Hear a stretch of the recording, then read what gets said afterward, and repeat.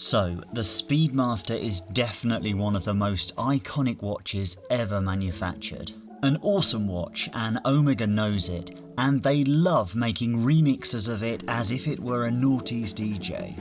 This is the Moonphase remix. Let's go!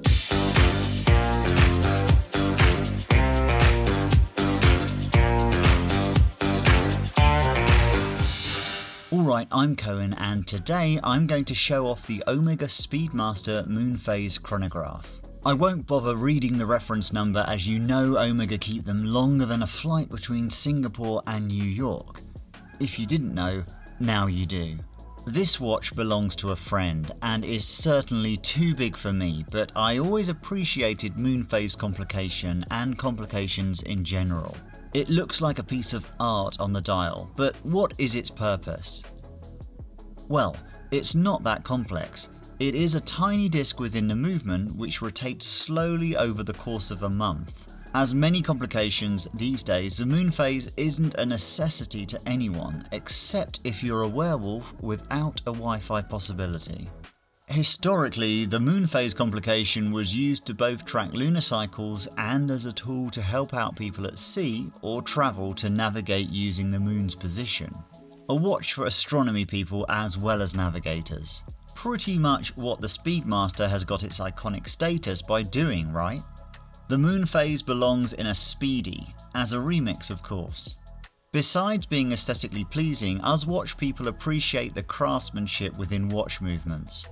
More discs, more gears, more layers. Well, it's a work of art. Especially Omega's coaxial movement, which in short is brought to you by Omega's homepage. The coaxial escapement, invented by English watchmaker George Daniels and later adopted by Omega, significantly reduces friction and wear in the movement. This results in improved long-term accuracy and reduced maintenance requirements compared to traditional lever escapements. A magnificent movement. The most well-known attribute of Speedmasters is of course the chronograph function. Imagine a Speedmaster iteration without a chronograph function. How would that look?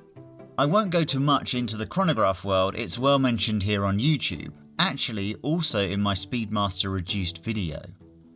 So hope you like and subscribe, much more coming up if you like regular videos for your weekend coffee or beer. I'll put the dimensions on the screen for you to see. The watch is quite hefty in both size and weight.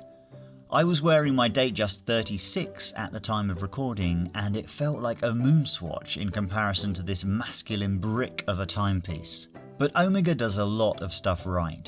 Not only is the finishing and movement great, the same can be said about their case shape. Compared to the size of the watch on paper, it wears smaller because of the short lug-to-lug distance as well as those beautiful curved lugs. They also operate with female end links, making the watch wear more natural on your wrist. You have the option of getting this watch on either a bracelet or leather as well as steel, ceramic and precious metal iterations, and loads of different dial colours. This blue tone is astonishing. It resembles an afternoon blue sky, dynamic and deep. The details applied in the Moonphase is as Omega does it, paying attention to detail. It looks mega realistic. The dial is cluttered, but if you enjoy a chronograph you don't really care. Personally, I love chronographs, but they are as NATO straps. Great on others, but not for me. Omega excluded the inclusion of a date window, giving the dial a symmetrical look. The pusher on the right hand side has to be screwed by hand, so you don't have to worry accidentally activating your chronograph while on the move. Well, I love Omega and a lot of the stuff they do. But this timepiece is for those who gaze at the stars at night or navigate a ship through clouded weather. Catch you in the next one, watch fam.